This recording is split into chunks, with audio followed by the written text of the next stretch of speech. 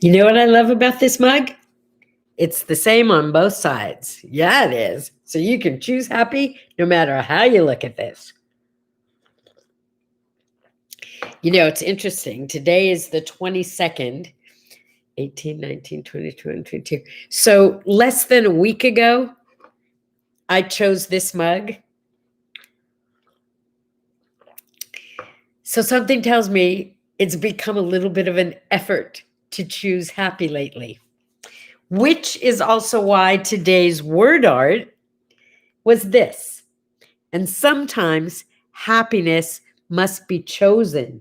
Seek it, find it, choose happy. Did you ever notice that there are days when it doesn't look like there's just things to be happy about? You actually have to look for them. Yeah. So here's what I've discovered. It is indeed possible to have life going to shit and still choose to be happy. Yep. True story. True story. Sometimes it takes a little effort. It is so worth the effort. It's one of those things that once you decide to have it, it actually gets better and better and better and better, right? Because the happier you are, the more you find to be happy about. And that's what this game is. Finding the good stuff, because it's there. It's just a matter of finding it. I notice lately I get upset and then I take an inner breath. I look for the happy part. And even if I'm not happy, skippy, jumpy, I'm no longer upset the way I was. So if it doesn't get you totally to that happy place, it might at least get you beyond where you were. It starts with a smile. It does, really. Even if that smile is inside. But if you can put that smile on the outside, then you're going to reach all those other people too who need your smile. Good morning. Choose happy today. Yeah. So I think I specifically chose happy because I didn't have that many happy things to talk to you about. So we're going to have to find the happy in each one. That'll be fun. Today, October 22nd, Thursday, it's interestingly International Stuttering Awareness Day. I don't think any politician planned it to happen on the event of the last of four, well, what should have been four presidential debates. But it is a fact that candidate former Vice President Joseph Biden has a stuttering issue. And sometimes when he speaks, it appears that he's lost or he doesn't know what he's going to say or he said the wrong thing, but that's not it. This is a guy who has had a stuttering issue his entire life, and he's worked through it, which is why I guess he's worked with a lot of other people and children who have stuttering issues. So you might want to look for that tonight if you're going to watch the debate. I know a lot of people aren't. I don't think it's going to change anybody's mind particularly. I know in our house, we're watching it for the entertainment value. Sorry, but that's the truth. You know, I was going to do this later, but I've been reading quotes to you from Will Rogers, famous humorist, and I can't call him a politician. He was more like the anti-politician. But I want to read, most of his humor was very political. So I want to read you a few things of his this morning, get us all in a good mood. Or maybe even a more frustrated mood, I'm not sure. The short memories of the American voters is what keeps our politicians in office. Man, that would be funny if it wasn't so true, huh? Do you know how many times we have re-elected politicians who have been pulled out of office for one reason or another? It's actually kind of shameful. A fool and his money are soon elected. Will Rogers said, I don't make jokes. I just watch the government and report the facts. And finally, the trouble with practical jokes is they often get elected. That's so sad. This would be so much funnier if it wasn't an election year like we're having right now. But have you noticed that it seems like all over the world, there are people protesting their leaders, protesting against their leaders, protesting against their governments? It's like the whole world is going, no, this is not what we need. I would like to believe that it's because the world is now realizing that not necessarily happiness, although that would be lovely, but we need more love. We need more compassion. We need more kindness. We're all in this together. Yes, in some degree, we are our brother's keepers. We all deserve health. We all deserve food. You get it. I know you do. Social justice. Stand up for others. It's also National Nut Day. Gosh, we certainly have our share of nuts. And I'm not even talking about the kind you eat. But I tried to find out how many different kinds of nuts there are on the planet. You know, like I know there's walnuts and pecans and hazelnuts and macadamia nuts and pecans. Peanuts, by the way, are not nuts. You know that, right? Okay, good. What else? Filberts. What is the purpose of a filbert, by the way? I could never understand filberts. They always look good in the nut dish, but it's like you can't open them, and when you do, they're not that good. So what's the point of a filbert? I vote we end filberts unless you've got some great recipe for them. Pecans. I forgot to mention pecans. Butter pecan being my favorite ice cream and all.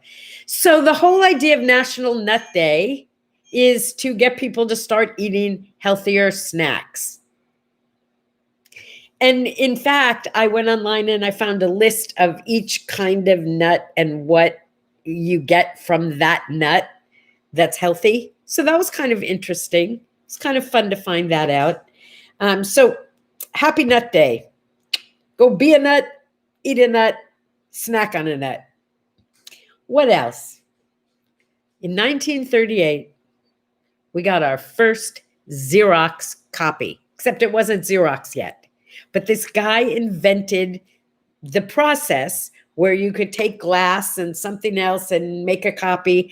And it's so amazing to me that apparently he went to, I wrote it down, he went to IBM, he went to RCA, he went to Kodak and tried to sell them his idea. And they all said, what do we need a machine that makes a copy of something? Hello. I just think it's really funny that they all said no to him. This other company said yes. It eventually became Xerox. Yeah. Yeah. They didn't want that gadget that just copied things. 1942, happy birthday. Unfortunately, she's no longer with us. But this is my fun part of the day now. Happy birthday to Annette Funicello. You're not going to tell me you don't know who Annette is, right? I mean, she didn't even need a last name. She was like Cher. She was like the beauty of the Mickey Mouse Club, right? Back in the day, back in the 50s, Annette was the hot musketeer. You know what I mean? She had, and she was the only mouseketeer who did. So the boys all really liked to look at Annette. And then she went into all those beach blanket movies with Frankie Avalon. She was just she was like I had a doll named Annette. Yeah, I mean, who didn't? She was so beautiful. But I have to be honest, just like Paul wasn't my favorite Beatle, Annette was not my favorite Mouseketeer. I don't think it's going to come as any surprise to you that my favorite Mouseketeers were Karen and Cubby because they were the little ones. Yeah, Karen and Cubby were smaller than everybody else. I think they were a couple of years younger than everybody else. Karen and Cubby were my favorite Musketeers. Well, I got to tell you, 5 o'clock, it was a 1 hour show. And I think it started in 1955. I was 6 years old. It was like the perfect show for a little munchkin. We would stop everything at 5 o'clock. And from 5 to 6, we would watch Mickey Mouse. And then at 6 o'clock, of course, it was dinner time. When it was a really special day, and I mean really special day, we would not just get to watch Mickey Mouse Club on television, but my mother would break out those metal TV trays with the skinny little metal stands and pop them into place and set them in front of our chairs. And we would have a TV dinner. Now, some of you who grew up in the 50s and 60s had TV dinners all the time because your mom didn't think that it was not healthy. My mom cooked us hot meals every dinner. I mean, we always had at least 2 vegetables. I mean, that was just the way it went. But occasionally she would break down and let us have a Swanson TV dinner. And we knew that Nirvana was upon us. We did. It was like the best. I liked the fried chicken. I loved the turkey. Those were only 2 that I really, really liked. The turkey, because it had stuffing and everything, and mashed potatoes and cranberries. It had everything. It was like a little tiny mini Thanksgiving dinner, which I loved. But I also liked the fried chicken. I remember that. Yeah. So we'd watch our favorite show and sit with that wobbly TV tray and have a TV dinner. The 50s were such a fun time to be a kid. I guess because we didn't know what else was going on in the world. So maybe most times are fun to be a kid. I say most because I'm not sure right now is like the funnest time to be a kid. Miss out on a lot. And I suppose in some cases you get more than you would have otherwise. I don't know. Funny time. Karen and Cubby. Yep. Mickey Mouse Club was like for, I don't know, 4 years, 5 years, something like that. Came back again with cooler kids, more hip. I think it got popular again, but I don't know if it was ever as popular as it was in the 50s. I mean, you remember Spinnin' Marty and the Hardy Boys. That's how the Hardy Boys started out too. Yeah, and there was talent show day, and there was high day. Hi, neighbor, my neighbor. Who's the leader of the band that's made for you and me? MICKEYMOUSE, Mickey Mouse. Remember, Donald Duck would try and hit the gong at the end of every song, and it never worked. It was like Roadrunner. Either the gong would fall apart or he'd get hit with the gong. Or poor Donald, he got picked on so much. Mickey Mouse, Disney. That's like all totally part of growing up, right? Still is. Still is. Of course, there's Disney Plus, and that's like a whole different adventure. Disney. Okay, so happy birthday, Annette Funicello. Thank you for being a part of the Mickey Mouse Club. Also, Sarah Bernhardt's birthday today. Sarah Bernhardt, the French actress. She was so dramatic. So dramatic. And that's what everybody called me when I was a kid because everything was so dramatic. I was such a drama queen. They would call me Sarah Bernhardt. And I'm not ashamed. Being a drama queen is not such a bad thing. This is the anniversary of the death of Frank Epperson. Frank Epperson. Do you know who Frank Epperson was? Well, accidentally one day, he had a glass of water sitting on the windowsill, dropped a stick into it, a stirrer of some kind, and let it sit on the windowsill overnight just because he hadn't done the dishes, right? And in the morning, it was frozen, and he grabbed the stick and pulled it out, and he invented the eppersicle. The eppersicle, which, as you can well imagine, morphed into the popsicle. What year was that? Oh, I didn't write it down. Yeah, that's how the popsicle got invented. How cool is that? So when I was a mom of young kids, I didn't want my kids to eat sugary stuff. So I used to make them popsicles out of water, and we called them watersicles. They loved them. They loved them. I had a popsicle maker that went into the freezer, and I didn't want to use what do you call it? Food coloring, because at that point, everything is bad for you. Food coloring was bad for you. So occasionally I would color them with juices of different kinds, but my kids loved watersicles. They didn't know it wasn't. What can I tell you? I fooled them. It was really cool.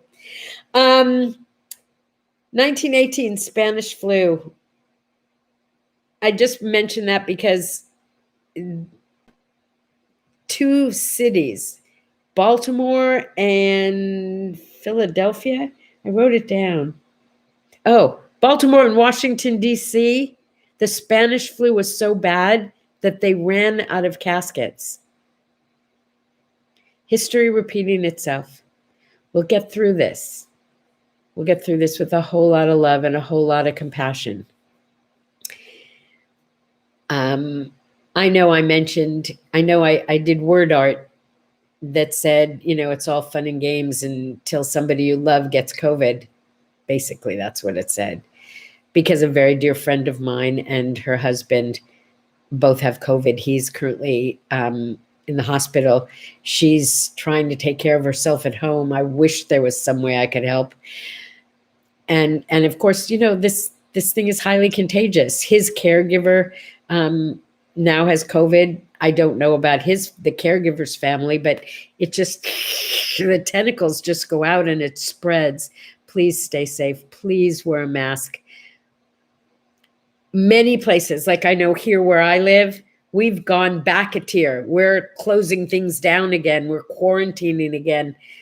If we would just all take care of this together, maybe a month, we could maybe nip it in the bud. But with people declining the masks and declining to notice that this is serious, we get in more and more and more trouble all the time. We need this book more than ever. How to be happy and grateful even when you're in quarantine. And by the way, this is not a sales pitch. Although if you haven't got a copy, you should, and you should have a copy for everyone you know. I'm going to be giving out more of these books. They become more and more necessary every day. I could pick any page.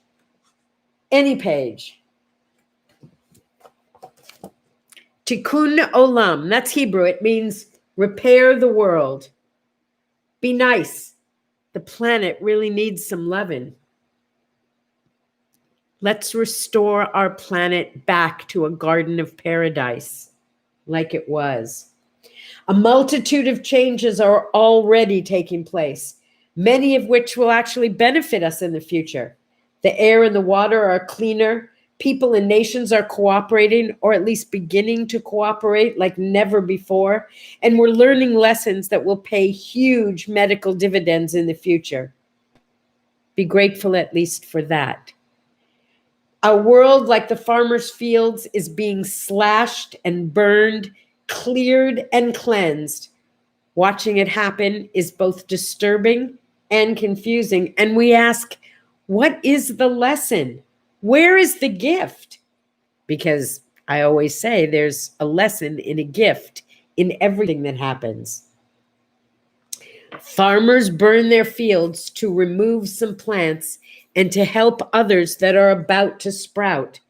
The burns help to improve the overall health of the field. We can now replant the fields of our world. Let's replant with seeds of love. gratitude, respect, kindness, mindfulness and kindness, togetherness, kindness, kindness, kindness, and new beginnings. If you're going to watch the debates tonight, don't watch them alone. Don't get depressed. Stay happy. Choose happy. Dig deep. Look deep within yourself. Happiness is in there. I promise. Find it. Share it. I'll see you tomorrow.